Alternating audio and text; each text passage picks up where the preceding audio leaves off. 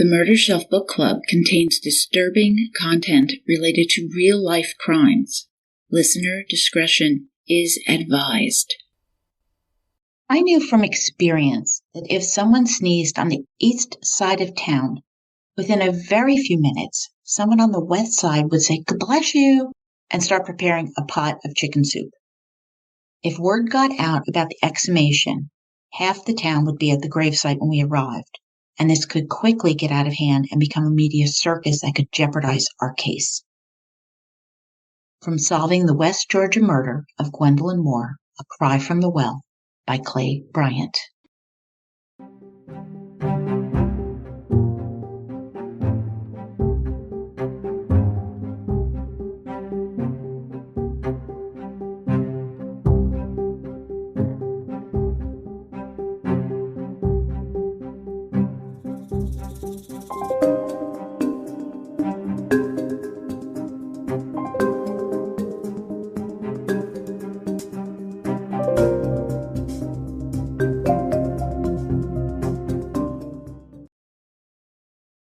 Welcome back, Murder Bookies. I am your host, Jill. Thank you for joining me for episode 67, part 2, All Is Not Well, of this special series on 2 true crime books written by Clay Bryant, Solving the West Georgia Murder of Gwendolyn Moore, A Cry from the Well, and right off the presses, released in May 2023, The Cold Case Murder of Fred Wilkerson, Untangling the Black Widow's Web in West Georgia. Cold cases can be frustrating, heartbreaking. And here, thanks to Clay Bryant, we have resolution, answers, and at least the possibility of peace for families. Before we get rolling, a quick shout out to some of my patrons who joined me on Patreon. Thank you, Diana, Danielle, and Patrice. You make this fun for me, and I appreciate the questions and insights. And hello to my UK murder bookies, especially Ian Bitdead. My heart overfloweth with appreciation. So we met Gwendolyn Moore, found curled in a fetal position at the bottom of a well just outside Hogansville, Georgia in 1970. Her case went cold the day she died. 32 years later, Investigator Clay Bryant has taken a job with the District Attorney of Coweta, Judicial Circuit of West Georgia, Pete Skandalakis. On day 9, he receives a phone call that changed everything. Larry Arrington, investigator with the Sheriff's Office of Troke County, called. Larry explained that Leslie Power had called him, inquiring about the death of her great-aunt, Gwendolyn Moore. Larry was unable to find any records, but Miss Moore had been found in a well. Jolted, a shiver ran up Clay's spine, as he had been standing there when Gwendolyn Moore was brought up from that well with his dad, then the police chief of Hogansville. Well, I'll be danged, right? Larry faxed over a copy of their death certificate as Clay filled in Larry on everything he knew, including his daddy's thoughts that Marshall Moore had murdered his wife. Usually, death certificates are run-of-the-mill documents. The cause of death is described in medical terms, needing a translation into common parlance. But what Clay had before him was far, far from mundane. City County Hospital medical examiner in 1970 was Dr. Joseph Krafka. Described by Clay as eccentric, he earned the nickname the Cadillac Kid as he drove this bright red Cadillac convertible. He was also a thoughtful and gifted pathologist. He made sure that everyone looking at the death certificate knew his professional opinion on the Gwendolyn Moore case. Quote, manner of death, homicide. Cause of death, pulmonary edema due to concussion caused by repeated blows to the head. End quote. Dr. Krafka recorded Gwendolyn's medical records too, noting she had been in the hospital on July 28th after being hit with a bottle, receiving stitches. The husband commented, quote, he'd slapped her around, end quote, on the night of August 3rd, 1970, which translated to him using his fist to beat her about the eyes. Dr. Krafka knew this woman had been beaten to death, taking steps to ensure anyone inquiring would know what he believed happened. The death certificate had a full autopsy outlined on it. Clay writes that, quote, as I read the report, I recalled Buddy's full outrage at the indifference showed toward the death of Gwendolyn Moore. Although I had always been aware of the turmoil he experienced, I was beginning to understand why he had felt the way he did. End quote. He spoke with Leslie Power, and she was shocked and she couldn't understand why justice hadn't been done.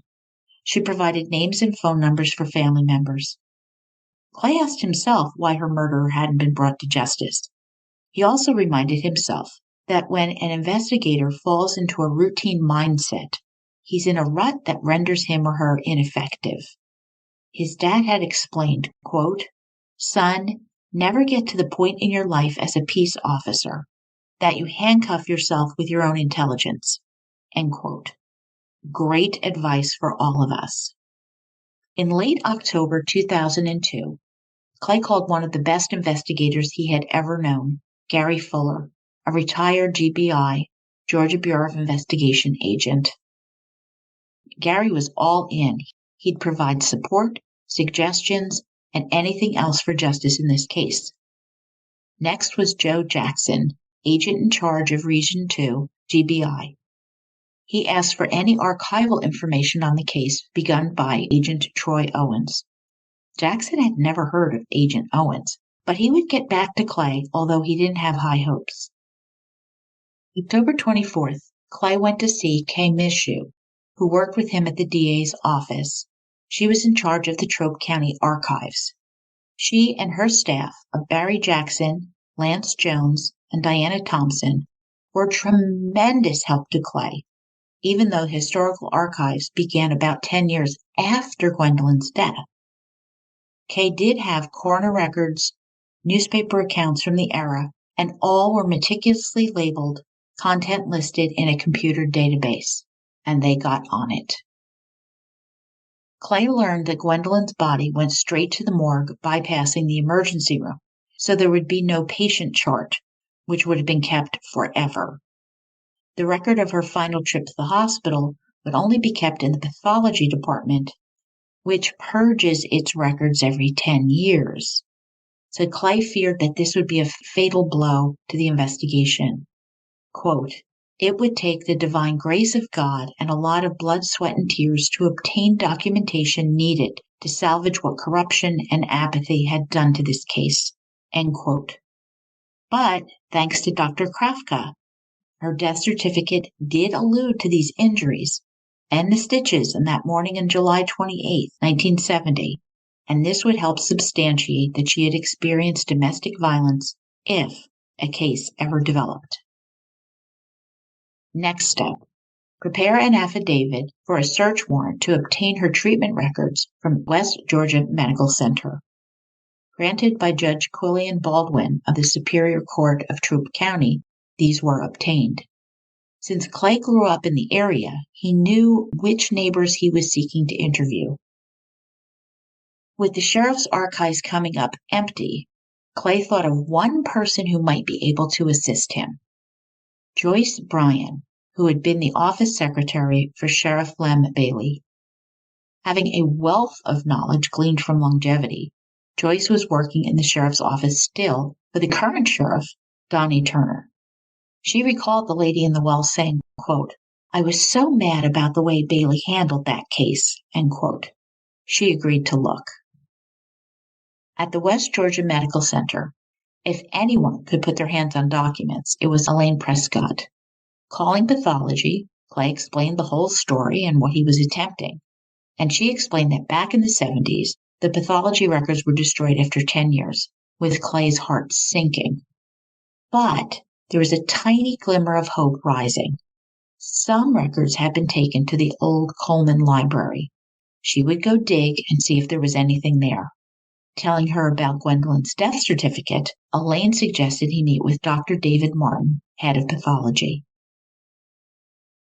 Dr. Martin was somewhat surprised by the amount of information on the death certificate. Quote, it's as if Dr. Krafka wanted to make a statement that the family or others would be able to access as a matter of public record that could not be altered or tampered with in any way, end quote. He was willing to testify if it came to that, and suggested that Clay get the state medical examiner's office involved. They handled all forensic autopsies for the local hospital. He reminded Clay, too, that this was an old case and they'd need strong evidence to get it into a courthouse. Next, contact the family and friends from the list Leslie Power had given him. Pat Terry, Gwendolyn's older sister, called Miss Pat by Clay, made her feeling about the investigation into her sister's death very clear. She held no hope of justice. She shared stories of Marshall and Gwendolyn, that it was abusive from the beginning, the vivid, disturbing pictures of chronic abuse 15 years in duration, which opened Clay's eyes further. Between smiles and tears, she shared that everyone in the family believed Marshall killed her, and had continually called Trope County Sheriff Department, but Marshall was connected and got away with it. Miss Pat's raw emotion confirmed how devastating Gwendolyn's murder had been to her. Quote, "We were just poor, common folks, and we didn't know anything about most things like this. And we were at the mercy of the system. Everyone in our family was scared of Marshall. He was such a mean man." End quote. Human beings alter their perceptions when they feel threatened, and defense mechanisms can kick in. These diffuse the anxiety that we feel from unwanted stimuli, persons, events, or factors. One of these commonly utilized is rationalization, the ability of a person to justify mistakes, thereby allowing him to shed guilt he should rightfully bear for himself. But psychopaths, sociopaths, serial killers, sex offenders, domestic batterers, their use of rationalization is in overdrive. These cowards dodge their responsibility for using this mental magic, and we see this in this case. Clay Bryant writes, quote, "Whether out of fear, frustration, or indifference, people who could have made a difference stood by and allowed the tragic chain of events to continue and progress into one of the greatest failures imaginable, not only in the criminal justice system, but in society as a whole." End quote. Truthful, powerful condemnation. Clay does not accept the excuse offered, quote, "It was a different time with different values, and that all these years later, the rehashing of this case would be an ill wind that would blow no good." The simple truth is this: it was a monumental wrong in 1970, and it remains a monumental wrong today. End quote. Bravo. How do I know this is absolutely the truth? His father, Buddy Bryant, he knew in 1970 that this was a horrific miscarriage of justice. It haunted him. While I believe Buddy Bryant is a decent, God-fearing man, I do not believe he is an oddity in his time. This is an obscene thing that was allowed to play forth to its lethal conclusion.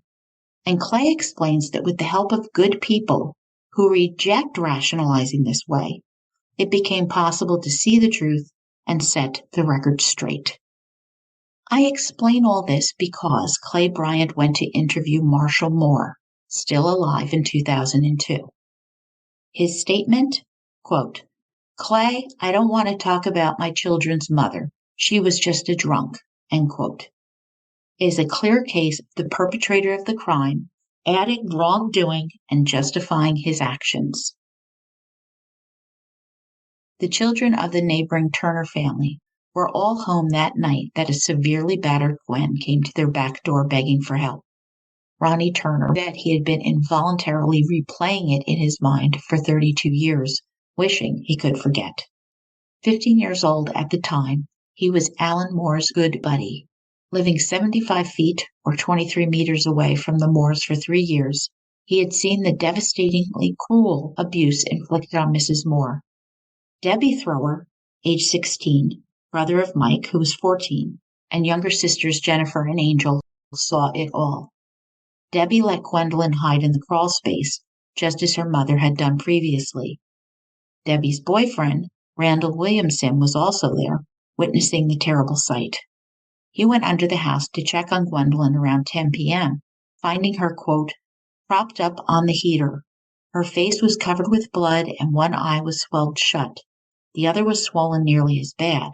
There was a cut on her head that was bleeding badly, and her lips were twice the size they should have been and were bleeding too. She told me she had to get help. I told her about an old logging road that would take her through the woods and bring her back out on Mobley Bridge Road, away from the house where Marshall couldn't see her." End quote. Marshall returned from getting the boys from the pool and realized Gwendolyn had recovered enough to flee, and grew frantic, not wanting her roaming around the neighborhood looking bloody and battered. Shouting, he ordered the boys to find her.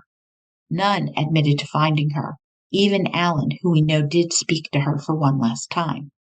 He had told Marshall he had no luck, with Marshall shining a flashlight along the wood line behind the houses. The next morning, there would be a body in the well. Documentation was needed if Clay was going to see Marshall prosecuted. It began with Chris Posey, the assistant GBI agent in charge of the area, providing welcome news that there was an old case file submitted by one Agent Troy Owens. Skedaddling up to Greenville to get his hands on that file, Clay wound up reading it in the car rather than waiting to return to his desk in LaGrange. Would any of us do differently? Only 4 pages in length, 1 page contained interviews, in the plural, interviews, 1 page, and Alan's words jumped out at him. Quote, "Daddy killed my mama and threw her in that well, and if he finds out I'm telling you this, he'll kill me too." End quote. Dated February 7th, 1971, the summary reads, quote, "After an intensive investigation, it is the opinion of this investigator that the case should be closed."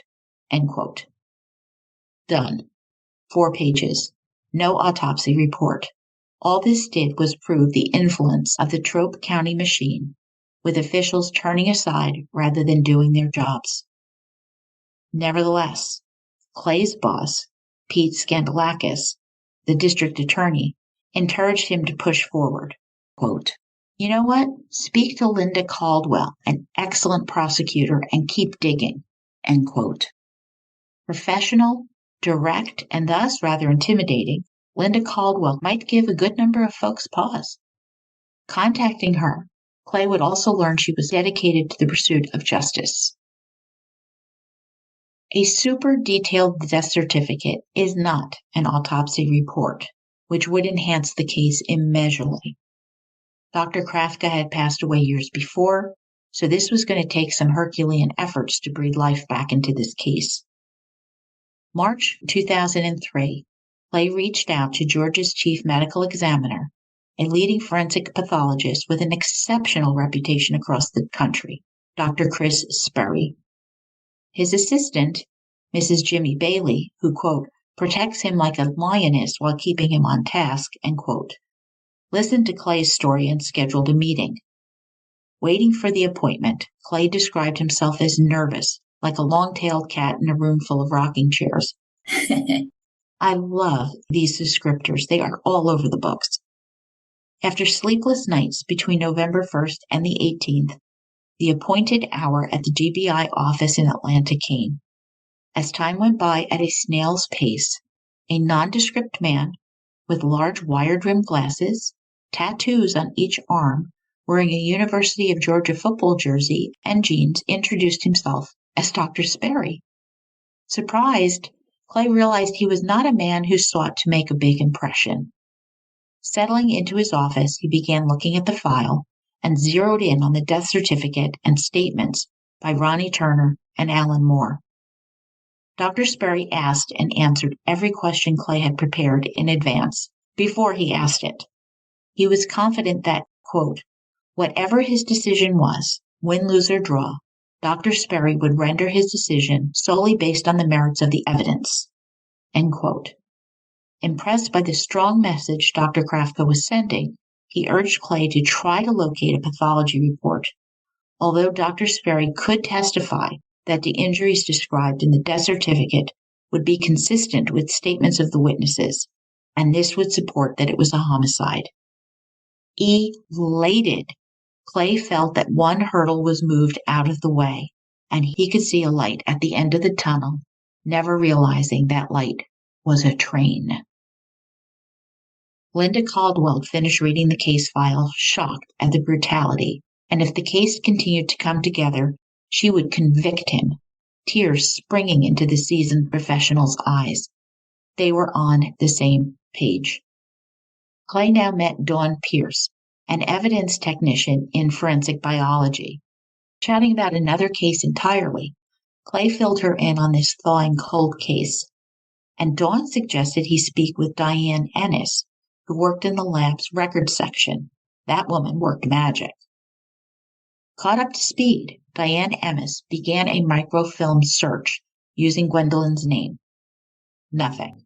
But she didn't give up, exploring the old GBI case file with the crime lab case number. Bracing for disappointment, both their eyes lit up when there on microfiche was Dr. Krafka's original autopsy report from 1970. This was a major coup. Reading it, it seemed to match the information from the death certificate. It also addressed the absence of toxic gases in the well and had toxicology results. All of this supported the theory that there was a cover-up. It wasn't an accident these reports were left out of the GBI case file. Walking on cloud 9, Clay delivered the report to Mrs. Bailey to pass on to Dr. Sperry. Feeling, quote, bulletproof, almost intoxicated with positive results, end quote, Clay walked with a swagger. It was looking so good, justice was coming. He recalled his dad had told him, quote, just remember, boy, in life, whatever be your goal, keep your eye on the donut and not on the hole, end quote. Yes, donuts, I love it. In March, Linda met with Dr. Sperry, taking a step back when he said, Houston, we have a problem. Uh-oh.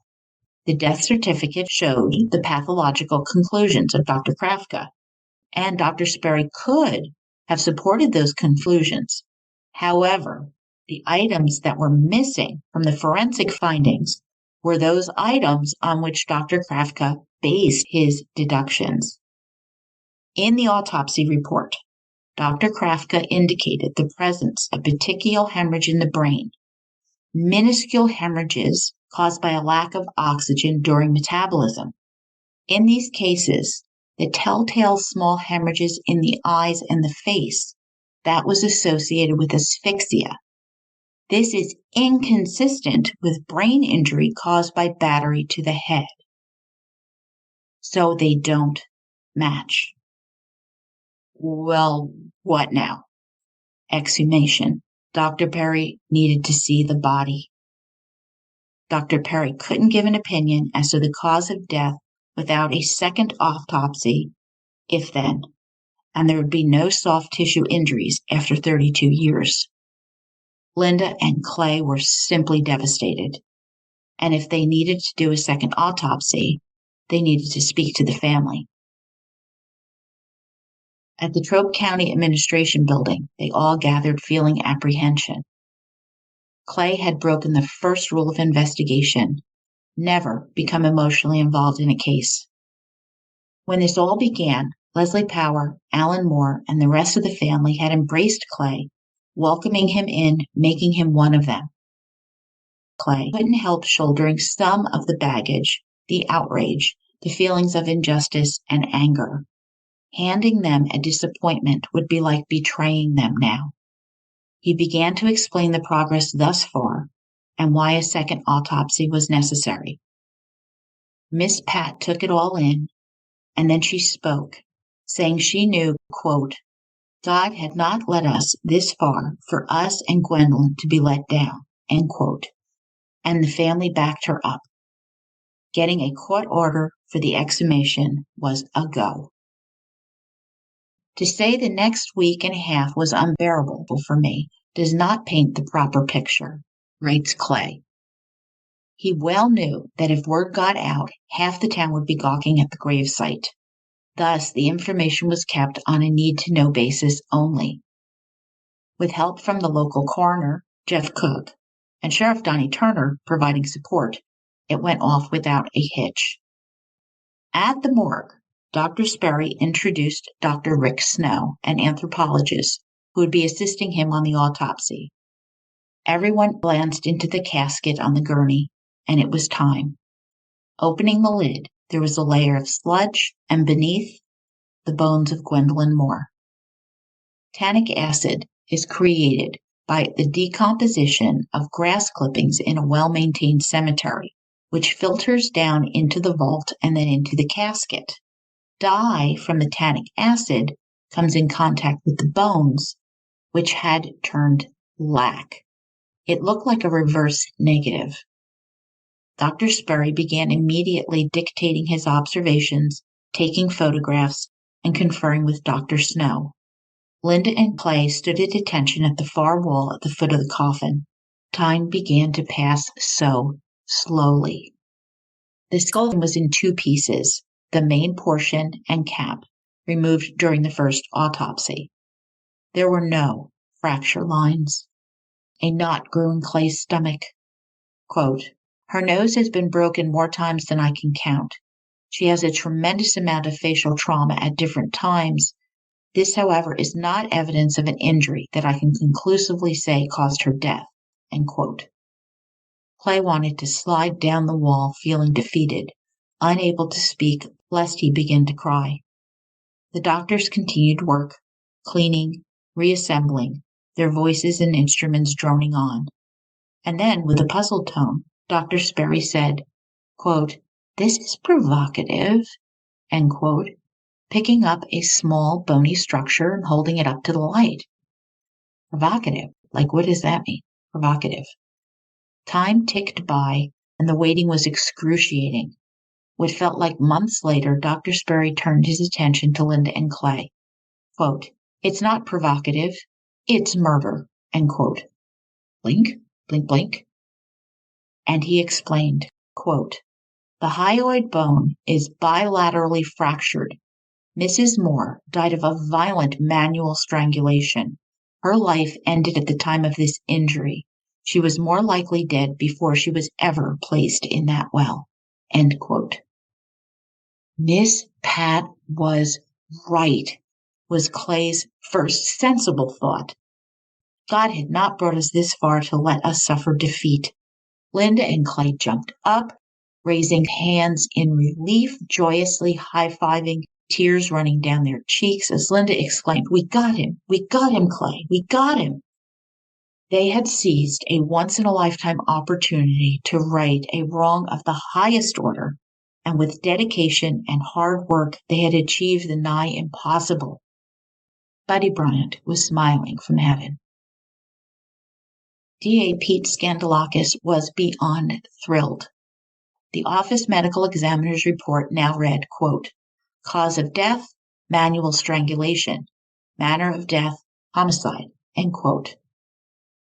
After reviewing the case again, he had decided to forego a grand jury, and Marshall Moore was arrested and put in jail on June 5, 2003. He hired Bill Stemberger to represent him, an excellent attorney and decent man who would provide his client the best defense as our system demands. And Marshall was released on a $50,000 bond. After Stemberger studied the state's case on discovery, he filed a motion to bar trial on the grounds that Marshall had been denied a speedy trial under the Sixth Amendment. Judge Quillian Baldwin ruled that the case was crystal clear. A speedy trial attaches to the time of the accusation, arrest, and indictment, which didn't occur until June 2, 2003. Motion denied. The trial would stand. Of course, Marshall was entitled to appeal the denial, first to the Georgia Supreme Court and then the U.S. Supreme Court. Twiddling, time would roll by, which was exactly what Stemberger's strategy was. Postpone, postpone, postpone. Life does not stand still, and so while the stall dragged on, Linda Caldwell, a prosecutor who is totally dedicated to victims' rights, broke the news. Her husband had accepted a job as chief of police in Glenville, Georgia. Linda was leaving. Happy for their success, Clay felt the blow. Breaking in a new prosecutor who hadn't been through what he and Linda had together, well, it was anxiety-producing at the minimum. Linda's final act was to write the prosecution's brief to the Georgia State Court in the State versus Marshall Moore. Quote, "It was superbly written, passionate, concise, and based on sound case law," end quote. And it was presented on March 24th, 2004. The court elected not to hear oral arguments, relying on the opposing brief as sufficient information to make a ruling. To Clay, it seemed highly unlikely that the court would set aside 2 centuries of American constitutional case law, and they did not.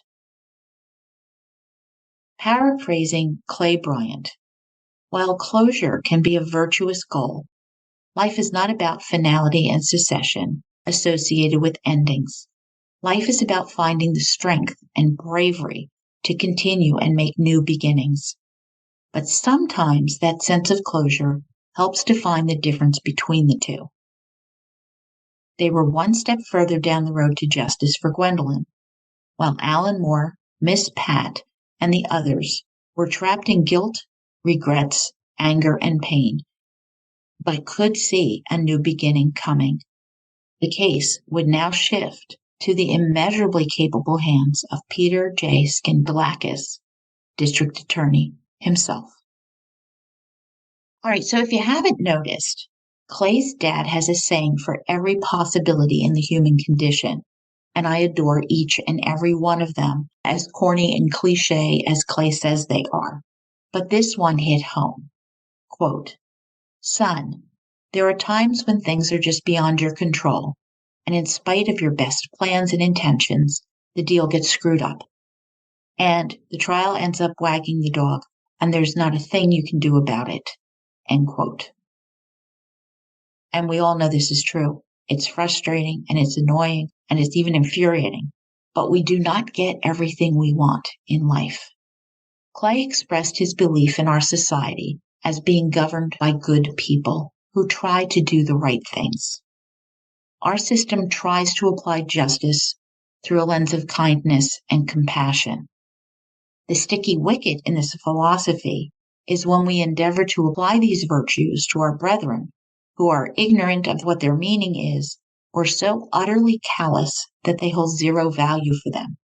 The absence of conscience enables them to exploit all that is right and good in our system and use it against us. And our most sincere beliefs can be weaponized, and the tail ends up wagging the dog. Why share all this? Am I rambling? Well, there's a point. Marshall Moore really hired the right attorney in Bill Stemberger. Hired right before his arrest, and Marshall surrendered himself to the Troup County Jail, even as Stemberger notified the jail that Moore was receiving chemo for throat cancer, and he needed to be out of jail to continue with his treatment. He had had cancerous polyps in his throat before, and now it had reoccurred, although he was in decent physical condition. DA Pete Skindalakis isn't a hard-nosed, uncaring individual, so he agreed to let Moore out on a special bond so he could be treated. So that's why he's out on bail, if you're wondering why on earth a suspect accused of such a violent, horrible murder wasn't in jail. But then the stall strategy kicked in. Stemberger entered a not guilty plea at the arraignment and filed a motion to bar trial, and Judge Baldwin denied this motion, which was the plan, because any motion rooted in constitutional grounds denied by a trial judge in a capital case automatically triggers an appeal to the Georgia Supreme Court. Taking care of all this, a new trial was set for November in 2004. Stemberger then filed for continuance because while Moore's cancer was in remission, an abdominal aneurysm had been discovered during a post-treatment CAT scan, and his surgery to correct the aneurysm was conveniently scheduled for January 4th, right smack before the beginning of the next term of the court. Oh no, so he had to get another continuance for the February term to allow more time to recuperate before trial. Okay, fine. Well, Clay was curious to know how Moore's surgery went, So on January 19th, he called the doctor's office. The number had been provided by the defense attorney. And on the day he was to report for pre-op, Marshall informed his doctor that he was seeking other treatment options. He did what? Livid. Clay went ranting into Pete's office, furious at being lied to and used this way when trying to do the decent thing and let the guy get his surgery. Pete told him to calm down, and he called Stemberger. Why had they not been informed that Marshall hadn't had his surgery? Oh, Stemberger said. He forgot. All right, so they now had to place State versus Moore on the next trial calendar, with Stemberger showing up, but not Marshall. Now he was actually having the surgery. Wag the dog. Do you see now? There was nothing to do about it but have the grace to accept. You can't control everything. It was Judge Keeble on this go-round who glared daggers at Bill Stemberger, demanding documentation. If this guy wasn't in surgery, he was to be in court. Was that clear? But sure enough, the surgery that Marshall desperately needed last November occurred right before his court date in March, and he now needed 6 to 8 weeks recovery time. Some folks in the court actually snickered at this. Clay said, quote, Stemberger expressed outrage that the genuineness of his poor client's condition would be an inquisition. To me and to Gwendolyn's loved ones, it was the same song, second, third, fourth, and fifth verse, end quote. Spot on, Clay. At every delay, Clay would visualize Gwendolyn's poor broken body, hearing her murdering husband saying she was nothing but a sorry drunk. He didn't give a rat's ass about Marshall's medical condition and hoped God would forgive him for that one. Well, I do. I feel the same way. He needs to be held accountable, and the tail wagging the dog made everyone sick at heart. In May 2005, a Moore family member called Clay. With no more shenanigans left, Marshall recognized he couldn't avoid his day in court any longer, and it seemed to the family that he decided he'd rather die out of prison than in prison, and Marshall stopped eating. He was rapidly declining, going in and out of the hospital. During one of these visits, a young woman was treating him, and he said to her in a raspy voice, quote, Ain't you scared of me? They call me the boogeyman, you know, end quote. Having no idea who he was or what he was accused of, the nurse went about her business, saying, quote, Why would they call you that, Mr. Moore? End quote. With a blank expression and staring off, he said, quote, For killing my first wife, end quote. Suddenly, the young woman realized who he was, which was why she called Clay and told him this story. Clay reflects that he was profoundly honored to be raised by parents who, quote, although not without faults of their own, imposed upon me basic principles that a man must answer for his actions. It may not be today or even tomorrow, but eventually a day of reckoning will come, end quote. On July 6, 2005, Marshall Moore died of pneumonia and malnutrition without ever having to defend himself against the charges he murdered his wife. Clay and I both believe that he has been held accountable for his deeds, unable to delay before that final court of judgment. And Gwendolyn has received justice denied to her on earth. Clay's mother, Doris Bryant, is remembered by Clay as being a stellar mom. A lesson learned from Doris came from a simple prayer, and perhaps you've heard it. The Serenity Prayer. God, grant me the serenity to accept things I cannot change, courage to change the things I can, and the wisdom to know the difference. Clay Bryant has had the courage to change what he could, and he did. He writes that if he could speak with Gwendolyn today, he'd share the words of Jesus Christ, often spoken by Dr. Martin Luther King, the truth shall set you free. Her cries from the well were heard. is perhaps not all we wanted as a final outcome, but this isn't about us. The truth was brought from the dark recesses of a well, strewn with trash, into the bright light of a courtroom, and Gwendolyn's voice was heard. And this is what matters most. I'd have liked to have seen the trial and heard Dr. Sperry explaining the death certificate of Dr. Krafka, the second autopsy result, and what a broken hyoid bone means, manual strangulation. I'd love to have heard Alan Moore say aloud the events of that night, seared into his brain for 30-plus years. Daddy killed Mama. He beat her. He abused us kids. I helped hide her from him. And I pray he has found absolution for the guilt he has carried, which is not his at all.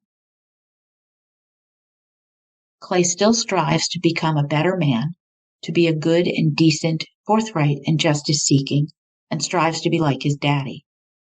During the 2 years of waiting for Marshall to be judged, Clay wasn't idling around frustrated.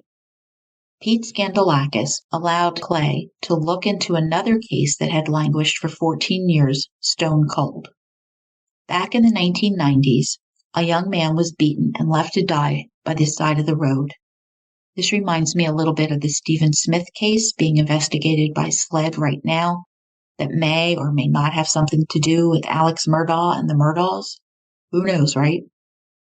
With fresh eyes on this case, by the summer of 2004, the drug dealer who had killed the young man over a $200 debt was in jail, facing a life sentence for their brutality. Another case Clay solved was a young Laotian woman who disappeared in late 1987. Her body had been tied to a tree where she endured being tortured to death 2 years after she disappeared. Through his investigation, he would discover that this barbarian had assaulted and raped others before and after her murder and was walking freely in society. By June 2005, this guy was in jail too. It was that verse his mama told him, the Serenity Prayer, that helps Clay find peace in his life, especially in the professional arena. It is his ability to hear the voices of the victims that fuels his perseverance to see justice done. And it's clear to me that Clay's superpower is tackling these cold cases. And we are not done. Clay Bryant's new book is The Cold Case Murder of Fred Wilkerson, Untangling the Black Widow's Web in West Georgia. You really need to read both of these books. The second title is intriguing, The Black Widow's Web. Not a great reputation. That spider is frightening, along with those hairy brown recluse ones. Ooh, yeah. Black widows and their red hourglasses on their butts are common to see in the southeast U.S., and their bite is extremely painful, and it can be fatal. Reclusive, lying in dark recesses, and spinning a web to trap its prey. Once drawn in, the black widow mates with the male, dominates him, kills him, and if that wasn't enough, devours him. Ugh. Now, meet Connie King Quedens, who, quote, spun web lies and deceit fueled by materialistic greed. Connie had no qualms whatsoever in using any means she felt necessary to achieve her desires, end quote. So I think we found our Black Widow. Wait till you hear this one.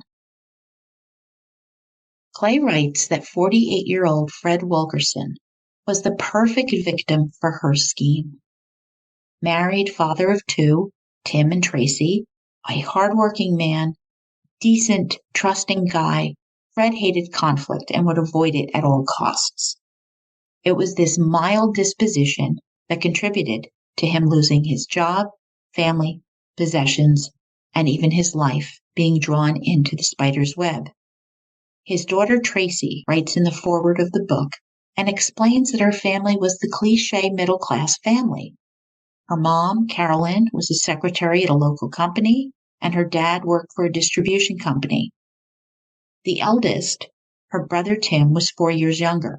She grew up in a safe, stable family with all kinds of activities. Her dad was a huge supporter of Tim's love of baseball and scouting. He was involved with both children and a true family man. And then all that changed, with a 22-year marriage dissolving when Tim was 15 and Tracy 19. This book tells the story of Clay's investigation. There are plenty of red mountains along the way if one is willing to see. Punctual, Fred was never late or absent from his job. That last day, he and son Tim were anticipating their trip to Tennessee. Getting home, he saw Fred's suitcases were laid out, ready for their departure in the early morning. Their plan: leave the fast food merchandiser's warehouse, where Fred had worked for years, at 5 a.m. and drive to their first unloading appointment. Keeping to the schedule of drops was critical. And then the wait began. It was 3 a.m. It was 4 a.m. Tim was getting concerned. His dad would never leave without him, so he couldn't figure out what was going on. And a bad feeling began to grow in the pit of his stomach. 5 a.m. came and went, and Tim was frantic. He went to the warehouse and he found Fred's loaded truck sitting behind the gate, but no Fred. Beyond worried, Tim called Tracy. Was Dad with her? Had she heard anything? But Tracy knew nothing either. Debate ensued, and a few hours later they notified the Troup County Sheriff Office, who we are very familiar with now, to report a missing person. And while this does not happen today, they were told they had to wait 48 hours to report it.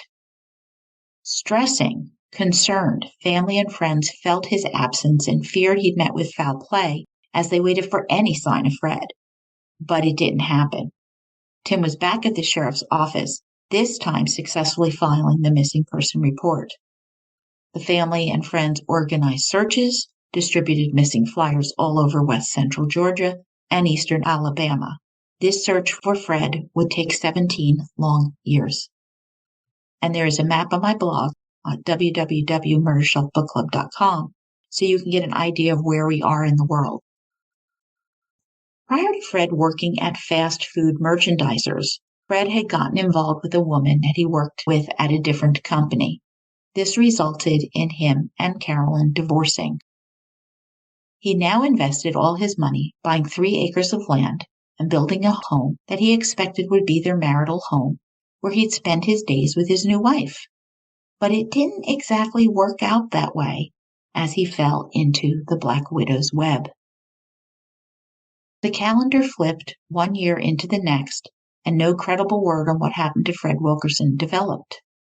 Once in a blue moon, there would be a sighting, but it never panned out, raising hopes to be dashed. Clay observed that he had occasion to cross paths with individuals, for whatever kink in the psyche, just have to involve themselves in a serious investigation, regardless of the damage that their misinformation does. Sometimes people theorize on what happened, which becomes a deeply rooted fact in their minds. Oh, we see this on social media all the time. And this is what can happen to law enforcement as well, and it can really derail an investigation. Another bit of wisdom Buddy Bryant imparted, quote, "Son, I know you are highly intelligent, and you are sure you've got this thing figured out, and you have a theory of exactly what and how this happened.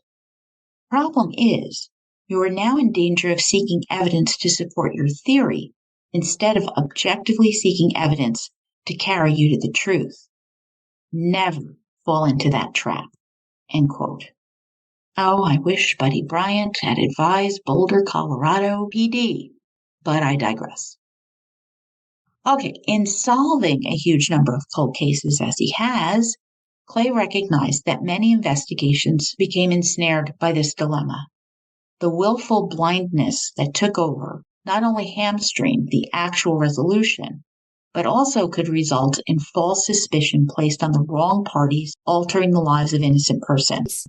And we saw that in my trilogy on Bone Deep. But Clay isn't immune. Luckily, he has his father's voice in his head still guiding him. And it became clear to Clay that this initial investigation into Fred Wilkerson's disappearance was stuck in that trap. Also relevant to this particular case was a discussion between Buddy and Clay on toxic relationships. Okay, do not drink anything right now. And if you're driving, hold on tight, okay? Buddy Bryant's wisdom on love. Quote, "Son, love isn't but a dewdrop from heaven. The problem is it had just as soon fall on a horse turd as a geranium." End quote. Oh my God, I love that. Isn't that fantastic? All right. Oh my God. So this is a perfect descriptor of Fred Wilkerson's relationship with his mistress, Connie King Quedens, who is definitely not a geranium. Now back to misinformation. There were reports of Fred sightings, some that he was right across the border in Alabama, others saw him in Las Vegas coming off an elevator. Doing their jobs, video footage from the hotel in Las Vegas was obtained, and Fred's doppelganger appeared, a man who greatly resembled Fred, but was not him. Well meant by the man who knew Fred, these sightings use resources and contribute to the investigation losing focus. But you have to check it out. This made the uncertainty, the not knowing of what happened, all the more unbearable for Fred's loved ones, however. With the investigation going cooler and cooler, the authorities monitored Fred's Social Security account in case he took a job elsewhere, which didn't happen. This case was replete with disinformation, strong opinions, and incorrect theories, extending this nightmare for 17 years. What forces and influence brought Fred to this place? Well, during the Great Depression, begun after the dramatic collapse of the U.S. stock market, among other factors, was when Fred's parents, Alma and Zelmer Wilkerson, married. Like most people, they struggled to raise their family on their farm in Randolph County, Alabama. Given the red, rocky soil, Zelmer found work as a carpenter and in construction to supplement their income. When he was off working, Alma ran the farm and the children. The first child was a girl named Jewel. 9 years later, Fred Wilkerson was born to an elated Jewel, who took her place as co-mother to her little brother as they developed a tremendous bond that lasted for life. Jewel took a fancy to neighbor Darrell Sanders. Leaving high school in her junior year, Darrell went on to graduate. In 1950, the couple were married. With limited prospects in Randolph County, the couple moved to LaGrange. The groom took a job at the Piston Ring and Supply, a very successful auto parts business. While Fred kept working on the family farm, he was a regular visitor at Jewel's and Darrell's. He became an uncle when Sharon Sanders was born in 1952, followed by Jane in 1956, with Fred playing more big brother than uncle. When Fred graduated, he moved in with his sister and brother-in-law, knowing that job opportunities were far better in LaGrange. Sure enough, Fred began working for a cigar business as a salesman. One store, not far from where he lived, was Yellow Jacket Service Station, owned by Jack Lee, who just happened to have a winsome daughter, Caroline. Romance blossomed, and the young couple were married May 1st, 1961. And you know that they go on to have 2 children, Tim and Tracy. Well, it isn't a perfect marriage, but it was pretty darn decent, and they raised their kids in a loving home, and Fred was a good father until Connie Quedens appeared on the scene, taking advantage of his Achilles heel, which was to avoid conflict or controversy, especially involving women. So we've mentioned Connie Quedens a few times now, and not in a particularly flattering light. Born in West Virginia in 1945, Connie grew up in terrible poverty. Daughter of Wirt Hansforth King and Ora Marcel Dobbins-Brooke King. All right, so these names are something else for this East Coast girl. I'm doing my best here. Wirt was a coal miner, and life in Appalachia was meager. Shoveling coal for the Elk River coal mine in Wyden, West Virginia, the conditions the Kings lived in was deplorable. Forced to buy provisions at the company's store, they remained in debt while trying to grow some meager crops. Children's clothes were handmade, shoes were only worn in winter. All right, so a fun fact. According to the Appalachian Regional Commission, Appalachian poverty declined 2.2% between 2012 and 2016, and then again between 2017 and 2021. However, the rate stagnated or increased in 77 other counties. Poverty among both children and young adults fell noticeably in 2012 and 2016, child poverty dropping 4%. So there is progress today, but it should still give you a little sense on how Connie King grew up back in the 1950s and 60s. She did not have the amenities afforded to kids from less impoverished areas, and Clay and I agree that this led her to have a fixation for acquiring material possession and to assume control of, well, everything. As she became a teen, she made plans to raise heaven and earth to leave the coal mines behind her, and a vehicle for change was a young man named Gary Quedens, who was studying engineering at the University of West Virginia. Bright, ambitious, a guy who loved race cars, Gary was working and putting himself through school. He and Connie were married on April 6, 1963, and not long later, Gary finished his degree in industrial engineering. He had befriended a local mechanic named Bob Hullerman. Bob's wife, Joan, would later say that Connie constantly attempted to insert herself into their personal lives, seeking out Bob's company whenever Joan wasn't around. Bob was aware of what Connie was up to, how awkward, and refused to put himself in the position of ruining his friendship with Gary. Connie began attending a local community college, and soon her wandering eye alighted on a local attorney, who would later get in trouble on federal racketeering charges. She seems to have had a wandering eye while she was at the community college, even though she's married to Gary. In 1978, while working as a bookkeeper for the city of Fairmont, Connie was accused of felony theft, ordering tires and billing them to the Water and Sewers Board while using them personally. In May 1980, she pled guilty and was sentenced from 1 to 5 years in prison. But her sentence was suspended upon restitution. So she paid for the tires and did 2 years of an uneventful probation. In 1983, Gary took a job in LaGrange, Georgia, as an industrial engineer, buying a lovely home near West Point Lake. This was a bright chance for a fresh start for the Quedens. Little did he understand, Connie would continue to spin her web, entrapping her prey. Now, Clay waxes philosophically, which I just greatly appreciate. Some people are driven to help others, to go out of their way to see situations improve, even to their own detriment. Often, this can happen when they get involved in community causes. Not that being on committees and doing good is a bad thing, but occasionally it can go sideways, especially if someone is in public safety. And wouldn't you know it, Fred Wilkerson is the guy who would give you the shirt off his back. He was chief of the Troup County Ware Crossroad Volunteer Fire Department, and he coached his son's Little League baseball team. If you needed help, you could count on Fred. Gwendolyn Moore was devoted to her family, but was not in need of saving. This is a strong and independent woman. She didn't make great demands on Fred, and they raised their kids in their middle-class home, and they had a good life. Connie Quedens began working at the office of Gusto Brands, a local beverage distributor, where Fred had been a warehouse manager for quite a number of years. And soon Connie learned that Fred was a good listener. As she spun her tale of woe, her husband mistreated her, she was neglected, boo-hoo-hoo.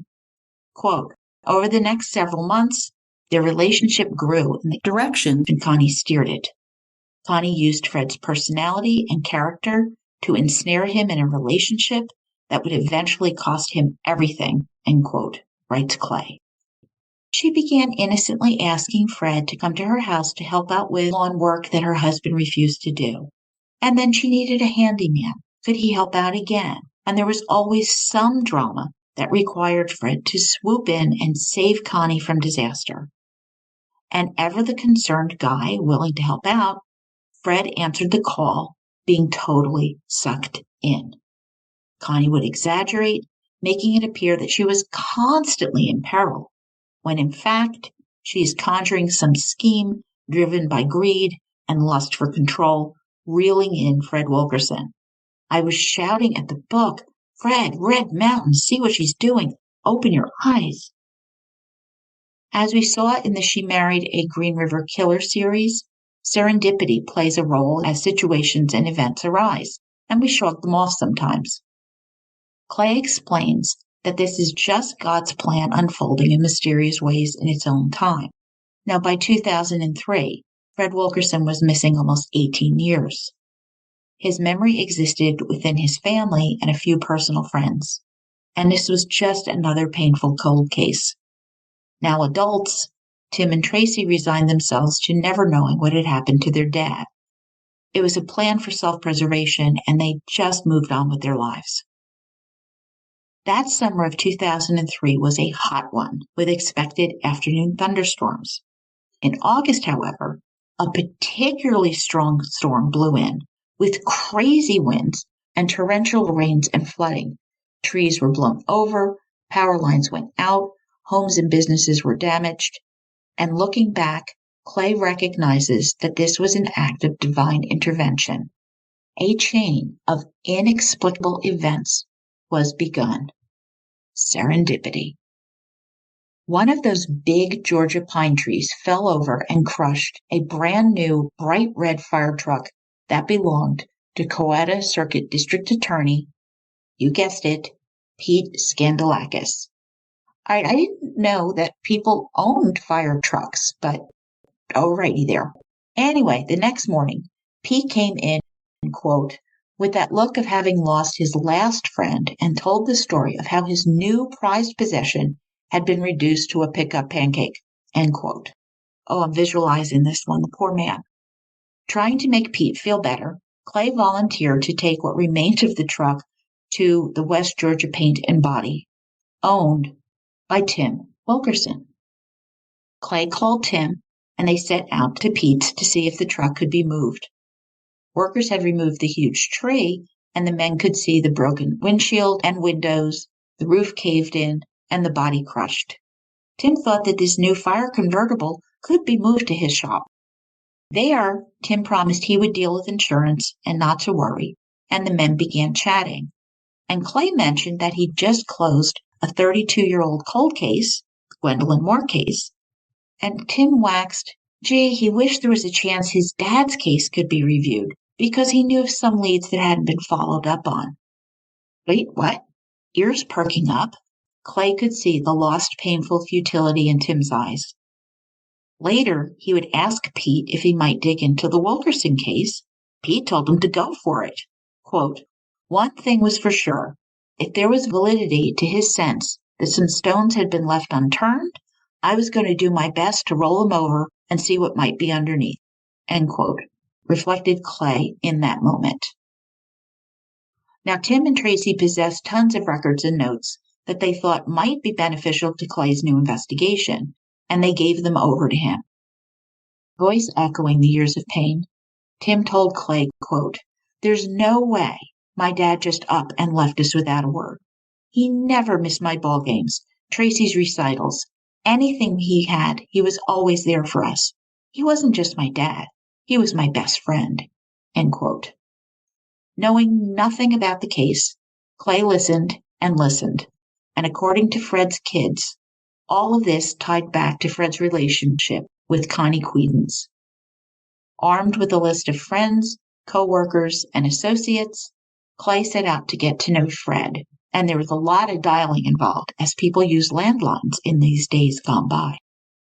Up first, very good friends of the young married couple Fred and Carolyn were Raymond and Gerald Vaughnan, who were all raising kids together. Clay knew Raymond to be a straightforward guy, and he wasted no time telling Clay that he'd need to look no further than Connie Quedens if he was trying to figure out what happened to Fred. Raymond was also pessimistic that this was solvable. But Buddy Bryant's sage words came back, quote, son, you'll miss every shot you never take, end quote. And Clay felt in his heart that Fred deserved one more shot. But the Fred Wilkerson case was missing a few components. An act, a victim, a crime scene, evidence, and suspects. I mean, how hard could this be, right? Clay knew that he'd have to delve deep and listen with great care. Theory that Fred had a loving Thanksgiving dinner and then rode off into the sunset seemed absurd to Clay. Me too, actually. After meeting with the family, co-workers, employers, friends, Clay was convinced that there was, quote, no way in hell Fred Wilkerson had abandoned his family, leaving them to suffer the torture of living with the unknown, end quote. No one had suggested Fred elected to walk away and start anew. Perhaps he wasn't the ideal husband, but he was one terrific father. Therefore, if Fred had not just gone off to begin again, he must have met some unfortunate situation. And everyone agreed that the, air quote, situation was Connie Quedens. December 1st, 1987, Connie and her attorney, Jack Kirby, met for her interview by the Troup County Sheriff's Office. She flatly refused to take a polygraph and was questioned about her financial involvement with Fred and the details of their relationship. She denied that there was any romantic relationship, although he and his son had resided in her home with her for several months before she demanded that they leave on Labor Day, 1987. Connie was told that Tim Wilkerson said his father had lived upstairs with her while he resided in the basement. Yes, she affirmed that that had happened. But Tim insisted it was a romantic relationship and had been for a substantial period of time. In fact, Fred was acting on a long-term plan, preparing for life with Connie. And the more Connie demanded, the more Fred fell over himself to meet those demands. He wanted to please her, and Connie exploited this to the max. Quote, it was his inability to resist her iron will that would lead to his hopeless entanglement in the Black Widow's web. End quote. Going through the records amassed by the Wilkerson children was quite impressive. They chronicled the financial and real estate transactions that Connie and Fred had been involved in. They had photographs of Connie and Fred at family gatherings, which was evidence that Fred was much more than her landscaper. Documents laid out the construction of the house and the land that Fred purchased, vendors, construction records, subcontractors, and the like, which might hint at a motive. But there was no direct evidence that tied Connie to Fred's disappearance. They shared information about other people who had relationships with Connie prior to Fred, where she had been violent towards anyone who resisted her demands. Clay heard of an incident from 1995 where Connie had filed to have Fred declared dead. Baffled, Clay couldn't imagine why that hadn't been followed up on, but it hadn't. And it's only when Clay went and spoke to the people involved in this that he realized this could shatter the logjam that had prevented progress in this case. And that is where I'm going to stop for now. There are so many dangly threads here, I know. But when we get to our next episode in 2 weeks, All's Well That Ends Well, you are going to see a 17-year cold case melt and the truth be revealed. And I can't wait for you to find out what happens next. I'll be interviewing Clay Bryant himself because I have a million questions to ask him, and I bet you do too. So send me those questions at jill@murdershelfbookclub.com. Thank you for listening. Thank you for bearing with the threads that are dangling. And right now I need you to do me a huge favor. Can you leave a 5-star review wherever you are listening right now? It helps new murder bookies find the podcast. And as always, I am so appreciative of your support, whether it's emails or doing reviews or joining Patreon. I can't do this alone. Reach out to me on Facebook, Instagram, or Twitter. I love hearing from you. Subscribe so my episodes pop right into your feed. Until next time, trust your gut. I see you as you hear me. Source material, snack, and drink information for the Clay Bryant book trilogy is found on my blog,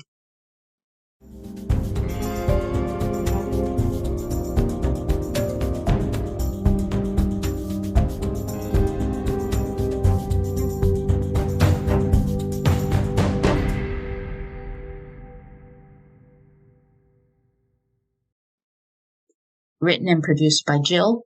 All rights reserved.